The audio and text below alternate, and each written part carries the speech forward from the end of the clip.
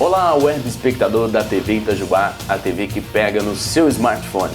Hoje, as principais notícias do Campeonato Carioca, Campeonato Paulista, Campeonato Mineiro, a convocação da Seleção Brasileira e a crônica com o professor Ronaldo Abranches, trazendo no Dia Internacional da Mulher, o futebol se curva diante do empoderamento feminino. Acompanhe agora um trechinho dessa crônica do professor Ronaldo Abranches. Futebol é um esporte que em todo o planeta sempre foi muito masculinizado. Culturalmente, no Brasil, este fenômeno social ainda ficou mais evidenciado. Até mesmo a população dos estádios sempre teve uma baixa frequência. Porém, com o empoderamento feminino, a presença das mulheres tem aumentado em todos os esportes, inclusive no futebol. O mais interessante é que essa presença não é somente como torcedoras, mas também como atletas.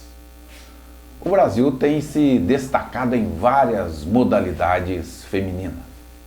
Voltando à paixão do brasileiro, o futebol, no Brasil, embora tivemos aí a insuperável Marta, a situação do futebol feminino nunca chegou ao topo como o masculino. Porém, após a seleção brasileira feminina, que sempre teve técnicos masculinos, e agora a CBF contratar a técnica feminina Pia, o Brasil mudou radicalmente o seu desempenho, mantendo inclusive uma invencibilidade de 9 jogos e nessa invencibilidade enfrentando grandes potências do futebol feminino. E para fortalecer a base, a CBF agora está exigindo que os clubes da elite do futebol brasileiro mantenham times femininos para disputar o brasileiro, possibilitando aí um estímulo para o crescimento do futebol feminino. O brasileiro tem possibilitado aí novas oportunidades para atletas, consequentemente isso favorece o aumento de escolinhas de futebol feminino.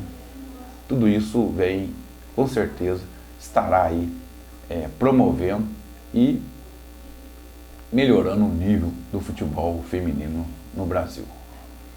Assim, mais uma vez, as mulheres se mostram em constante evolução no futebol.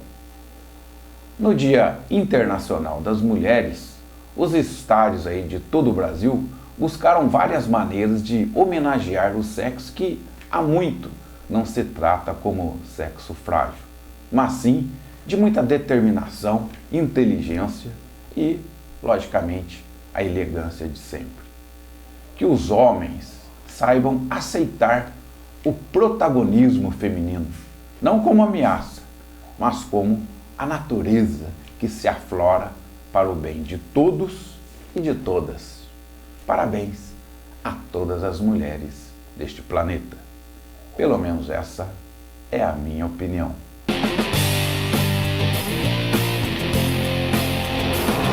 De volta agora, nesse primeiro bloco, trazendo as principais notícias do Campeonato Carioca, nós temos o Flamengo no clássico 3-0 com a equipe do Botafogo, jogão de bola, Vasco 0-0 com a equipe do Volta Redonda e o Fluminense 4-0 na equipe do Resende. Então só o Vasco ali dos times grandes trazendo esse entrave, esse 0-0 com a equipe do Volta Redonda. Depois, no meio da semana, o Flamengo tem o jogo pela Copa Libertadores. O Campeonato Carioca segue agora na Taça Rio e parece que o segundo turno, ou seja, a Taça Rio, está se repetindo o que aconteceu aí com a Taça Guanabara, que foi o primeiro turno. Já foram 2 rodadas e Flamengo e Fluminense se destacando cada um no seu grupo, e os outros 2 grandes, Vasco e Botafogo, já perdendo importantes pontos. Então, no Campeonato Carioca, veja, Grupo A, Flamengo em primeiro lugar com 6 pontos, depois vem os clubes aí com 3 pontos. No Grupo B, o grupo do Fluminense e Vasco, está o Fluminense com 6 pontos e o Volta Redonda também com 6 pontos. O Vasco estando lá em quarto lugar com 2 pontos, ou seja, 2 empates. E o mais preocupante não é só a questão da pontuação. Nós temos aí, na Taça Rio serão 5 rodadas, porque são 6 clubes e ela disputa entre si. A preocupação é exatamente o que o Vasco tem jogado. Nesse jogo de ontem, muita dificuldade, né, de criação principalmente, o meio de campo do Vasco. E aí fica bastante preocupante aí para a sua torcida, cada vez mais o técnico Abel, com um plantel, né, muito limitado, mas a corda arrebenta sempre para o lado do técnico. Então, temos aí mais 3 rodadas, e na próxima rodada, o Vasco pega exatamente o Fluminense. Fluminense que, depois do Flamengo, é o time mais forte, né, dando goleado. Veja a situação como está complicada para o Vasco da Gama. Uma questão importante do campeonato desse ano é que, se o Flamengo for campeão também do segundo turno, ou seja, da Taça Rio, isso não garante que ele vai ser campeão direto. Por quê? O regulamento ele já prevê que, se isso aconteça, o clube com maior pontuação no campeonato todo irá para a decisão, exatamente para que haja decisão. Então, fica aí a expectativa do desempenho de Vasco e Botafogo aí nas próximas rodadas. Aproveitando para só passar mesmo os resultados, para o Campeonato Paulista, nós temos Palmeiras 1-1 no empate no meio de semana com Ferroviária, Novo Horizontino e Corinthians 1-1, a equipe do Corinthians não conseguiu se impor frente ao Novo Horizontino e acabou no empate lá de 1-1. Santos e Mirassol 3-1 para o Santos. A gente puxa esse gancho agora para falar que amanhã, às 21 horas mais 30 minutos, a equipe do Palmeiras enfrenta o Guarani. Jogão de bola, Palmeiras e Guarani pela Copa Santander Libertadores. Depois, Santos e Delfim, também amanhã, às 19 horas e 15 minutos, mais um jogão da Copa Libertadores. No Paulistão desta rodada, tivemos aí 2 jogos que chamaram a atenção. Primeiro, o empate, né, do Corinthians com o Novo Horizontino, que o Corinthians já está numa situação da tabela complicada. Nessa rodada complicou-se mais ainda. O Corinthians, que está no grupo D e está na lanterna do campeonato, né? Grupo D está o Guarani em primeiro com 13, o Red Bull Bragantino em segundo com 11, a Ferroviária em terceiro com 10, e aí vem o Corinthians também com 10 pontos. E a grande questão é as dificuldades que o Corinthians tem tido nos seus jogos. Faltam 3 rodadas e o Corinthians tem pedreira pela frente, tem o maior rival, que é o Palmeiras. Então, os próximos jogos do Corinthians é o Ituano em casa, o Palmeiras em casa, jogando contra o Oeste fora. Então veja que a pressão realmente está aumentando e muito, né, para o técnico do Corinthians, técnico novo. Está sendo muito criticado por não ter assumido de imediato, pediu férias, ficou um tempo e perdeu um tempo extremamente importante, né, que é no início da temporada. Tem que dar um tempo para o técnico, mas a verdade é que o técnico está extremamente pressionado. Tudo que acontece no Corinthians borbulha com muita facilidade. Em uma situação dessa, um risco, né? Já pensou o Corinthians não se classificar? E pior, não podemos excluir possibilidade de rebaixamento do Corinthians no Campeonato Paulista. Eu acho meio difícil, mas existe essa possibilidade. O outro jogo também muito questionado, aí sim a derrota do São Paulo nessa rodada. Mas sob o ponto de vista de tabela, o São Paulo, que está no grupo C, ele continua em primeiro lugar com 15 pontos, em segundo o Mirassol com 13, terceiro a Inter de Limeira com 10 e quarto o Ituano com 9. A grande questão do São Paulo é ele realmente não conseguir, né, se deslanchar no campeonato. Tem uma partida boa, e aí, nossa, acho que agora o São Paulo vai. De repente ele tropeça novamente. Então, a grande dúvida, né, coitado da torcida do São Paulo, fica nessa ansiedade, até que ponto, até quando, né, esse time vai realmente pegar uma dinâmica e manter, né, ter uma continuidade aí no seu desempenho.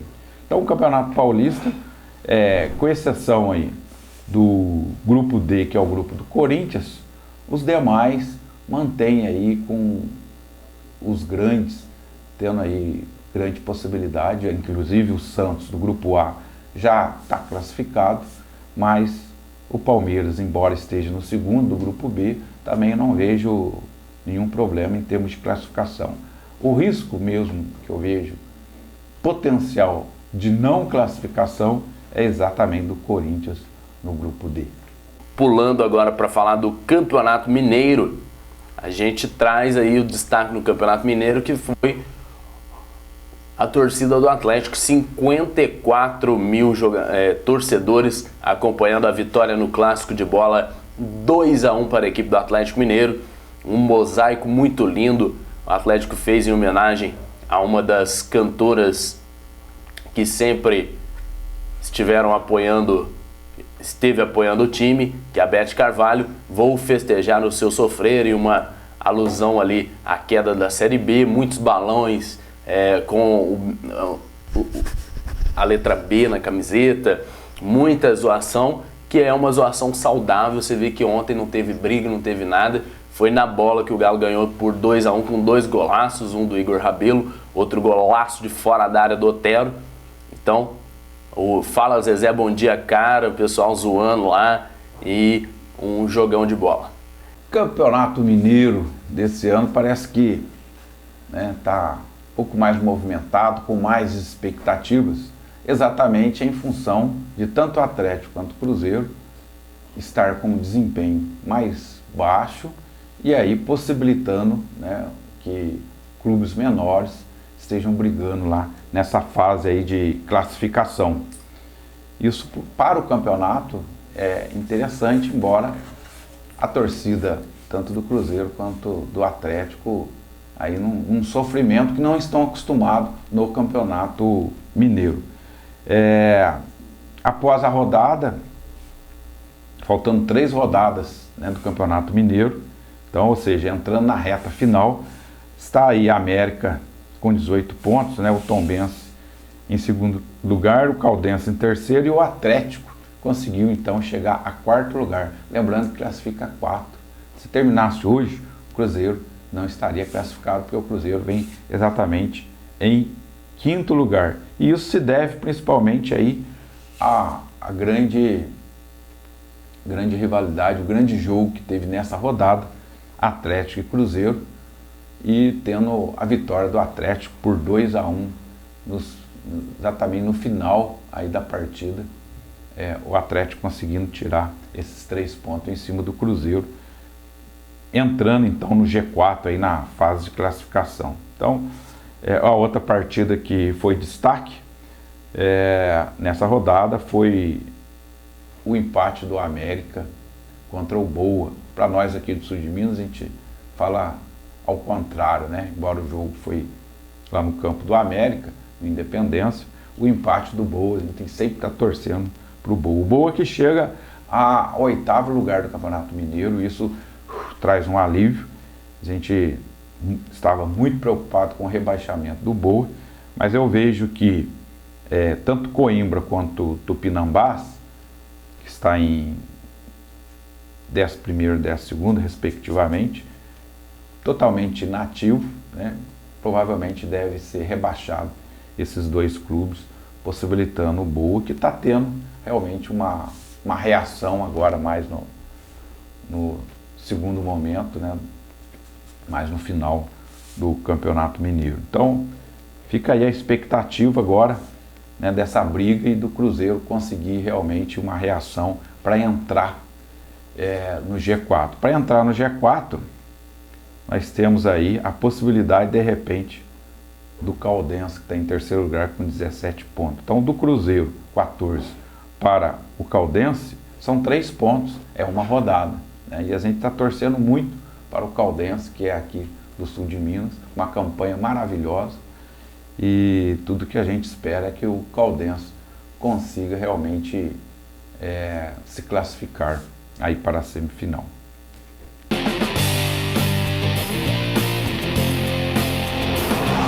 De volta agora, temos tudo sobre a seleção brasileira. A convocação do técnico Tite mandou 3 nomes: Everton Ribeiro, Gabigol e Bruno Henrique. 3 nomes da equipe do Flamengo lá para eliminatórias. Então nós temos a convocação do Tite. O Alisson, goleiro, estava machucado, então não foi convocado. Aí nós temos o goleiro Ederson do Manchester City, Ivan da Ponte Preta e o goleiro Everton da equipe do Palmeiras. Zagueiros Marquinhos e Thiago Silva, ambos do Paris Saint-Germain. Éder Militão do Real Madrid e Felipe do Atlético de Madrid. Laterais Daniel Alves do São Paulo. O que me impressiona é que o lateral Daniel Alves está jogando como meio campo na equipe de São Paulo e está como lateral para a equipe do Tite. Danilo e Alexandre da Juventus e Renan Lodge do Atlético de Madrid. Meio-campistas: Casimiro do Real Madrid, Arthur da equipe do Barcelona, Fabinho do Liverpool, Everton Ribeiro do Flamengo, Bruno Guimarães do Lyon, Felipe Coutinho do Bayern de Munique. Atacantes: a volta do Neymar, que não jogava pela seleção desde o dia 13 de outubro no amistoso contra a equipe da Nigéria. Roberto Firmino do Liverpool, Richarlison do Everton, Gabriel Barbosa e Bruno Henrique do Flamengo, Gabriel Jesus do Manchester City e Everton do Grêmio, mais conhecido como Cebolinha. Então, a gente tem essa convocação que vai ser para os jogos da eliminatória. O Brasil joga no dia 27 de março contra a equipe da Bolívia, lá na Arena Pernambuco. Depois vai a Lima, no Peru, dia 31/3, enfrentar a seleção do Peru. E a Copa América esse ano, a gente traz um destaque que o Brasil vai defender o título da Copa América, né? Lembrando que o Brasileirão esse ano não para por conta da Copa América. Então, segue um fluxo normal.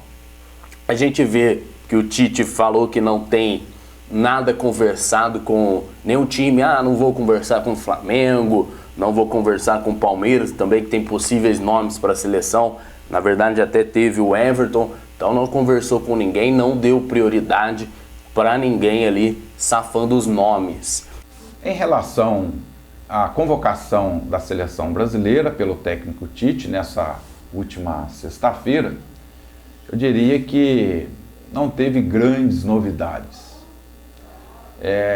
A introdução de alguns jogadores do Flamengo era totalmente previsível, aliás, né, independente do clube da qual a pessoa torce, era unanimidade aí a convocação do Gabigol, do Bruno Henrique. O Everton Ribeiro, embora toda a crônica sempre colocou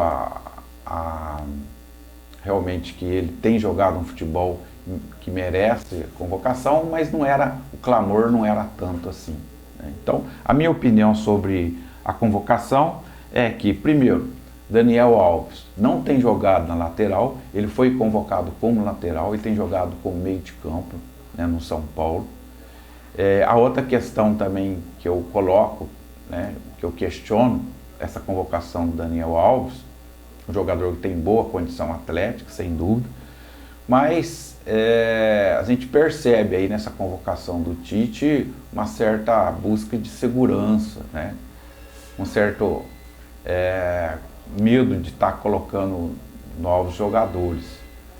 Então ele está sendo um pouco conservador nesse momento. Porque se a gente analisar como preparação para a Copa do Mundo 2022, dificilmente o Daniel Alves, né, pela idade, estará disputando. Nesse mesmo aspecto eu coloco aqui a convocação do Thiago Silva, também com uma idade já mais avançada. Dificilmente ele vai disputar a próxima Copa do Mundo. Então, por que, né, Daniel Alves convocado? Por que Thiago Silva?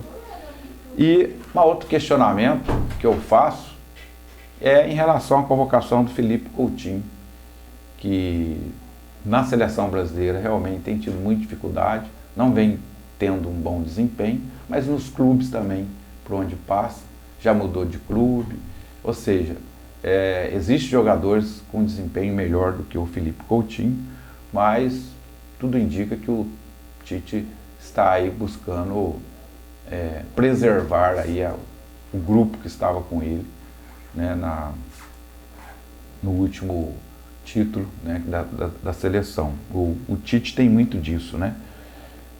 Os três aí convocados, né, novos, Bruno Henrique, Gabigol, embora Bruno Henrique está vindo de uma contusão, mas realmente os dois estão num momento fantástico. Eu acho que inclusive pode, na seleção brasileira, ajudar o entrosamento que tem os dois, e aí precisa saber até que ponto eles vão jogar da mesma maneira que joga no Flamengo, né? Vão jogar na seleção da mesma maneira. Veja que o Firmino, outro convocado, né, para a seleção, tem um grande desempenho no Liverpool, mas na seleção não consegue. É deficiência do jogador? Acredito que não. É muito mais a maneira de jogar.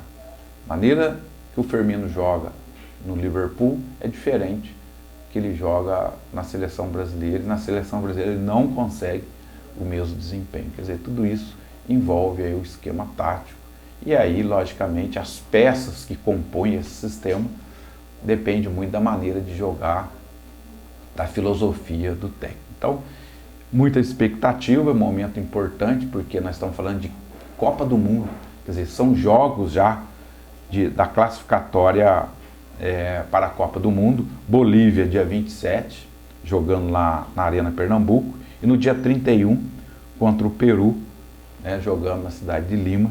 São jogos aí já pela classificatória da Copa do Mundo, um campeonato extremamente importante. É isso que eu vejo aí dessa convocação do técnico Tite, que está no momento com 77,78% de aproveitamento, um aproveitamento relativamente bom, porém o técnico Tite já vem sendo questionado, principalmente após a eliminação da última Copa do Mundo.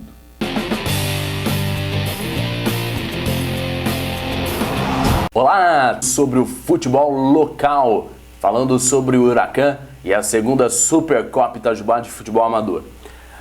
No dia 18, a gente foi lá na LID, Liga Itajubense de Desportos, acompanhar, né, na verdade, o sorteio da segunda Supercopa Itajubá de futebol amador.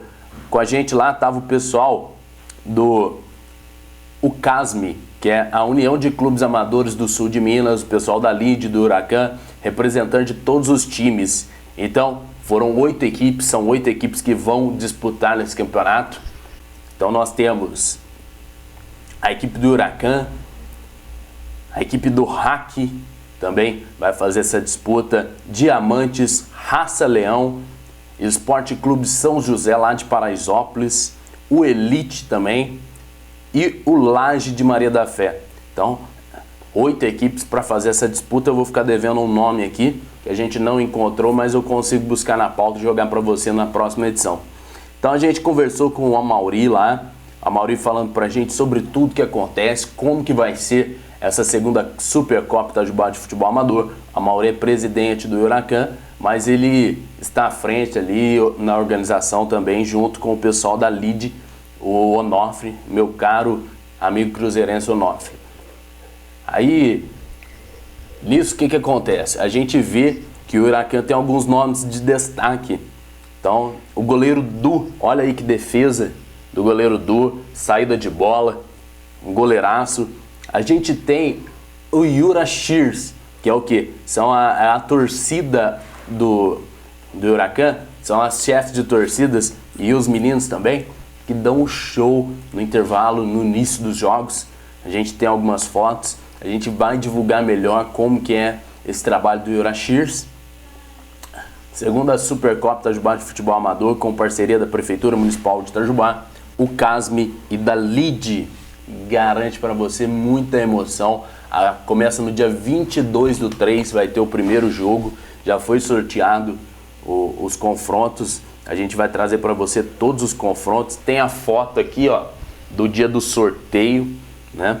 E a novidade nesse final de semana foi o nosso presidente. Olha essa foto, a Mauri, com a camiseta do Huracan, primeira vez jogando com a camiseta do Huracan, entrando em campo com a camiseta do Huracan. A Mauri falou que é um sentimento indescritível de colocar essa camiseta e ir para dentro de campo lá.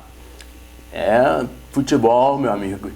Você tá na frente de um clube ali, você põe a camisa e vai para campo, a emoção fala mais alto ali.